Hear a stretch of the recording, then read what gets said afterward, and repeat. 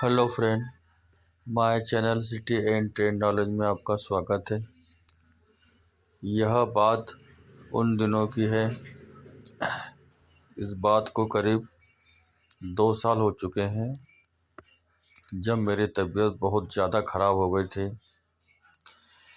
इतनी ज़्यादा ख़राब हो गई थी तबीयत मेरी कि मुझे हॉस्पिटल में भर्ती होना पड़ा था और मैं 15 दिन सलंग हॉस्पिटल में भर्ती था।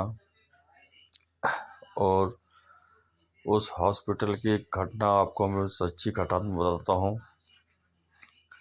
रात में वहाँ पर नर्सें दवाई देने, ग्लूकोज की तो इंजेक्शन लगाती थी वहाँ पे। और मेरा बेड जो था खिड़की के पास में था और वहाँ पर एक बड़ा हॉल टाइप का था जहाँ पर गिनती के 4-5 पेशेंट रहते थे और रात में लाइटें सब ऑफ कर दी जाती थी।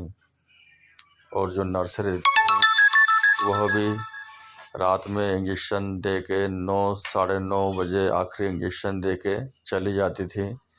फिर सुबह 10 बजे वह वापस इंजेक्शन देने आती थी। तो 15 दिन मैं हॉस्पिटल में भर्ती रहा। उस बीच जब रात आती थी तो मेरे रोंगटे खड़े हो जाते थे क्योंकि मेरी खिड़की बगल में थी और मैं खिड़की खोल के रखता था। गर्मी का मौसम था और खिड़की से ठंडी ठंडी हवा आती थी। पर 2-3 दिन 4 दिन तो मुझे अच्छी ठंडी ठंडी हवा वहाँ से आती हुई दिखी और हॉस्पिटल के पीछे पूरा अंधेरा रहता था रात में।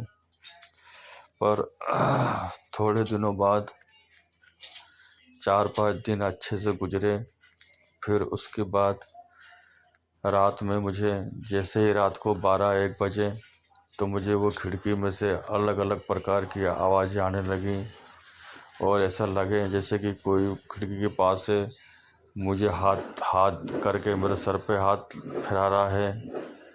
जैसे मैं हल्की सी नींद की झपकी आई और ऐसा लगे कोई खिड़की के पास से हाथ करके मेरे सर पे हाथ फेर रहा है।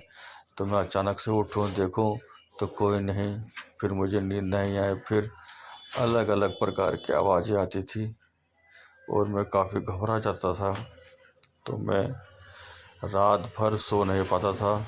मैं सुबह जब नर्स आती थी तो मैं नर्स को बताता था कि यह मेरे साथ रात में ऐसा होता है कि खिड़की में से अलग अलग प्रकार की आवाज़ें आती हैं। तो नर्स ने मुझे बोला कि तुम खिड़की बंद करके रखा करो क्योंकि यहाँ पर 1-2 पेशेंटों की मौत हो चुकी है, तो यह सब उनकी आत्मा भी हो सकती है, इसलिए आप खिड़की हमेशा बंद करके रखा करो। मैंने कहा गर्मी बहुत ज़्यादा लगती है, इस कारण से हल्की सी खिड़की खोल लेता था। पर मैडम नर्स के ऐसा बोलने के बावजूद फिर मैंने खिड़की रात में मैं बंद करके रखता था, खोलता नहीं था। पर उसके बावजूद भी मुझे अलग अलग सी परछाई दिखाई देती थी।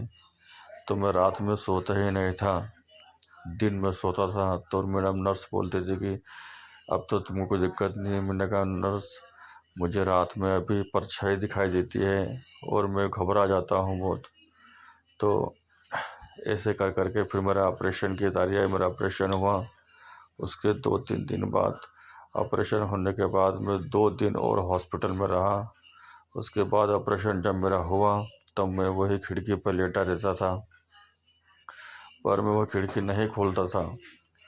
फिर बाद में दूसरे दिन मैं उससे हॉस्पिटल से डिस्चार्ज हो गया, पर वह घटना आज भी मुझे रोंगटे खड़े कर देती है।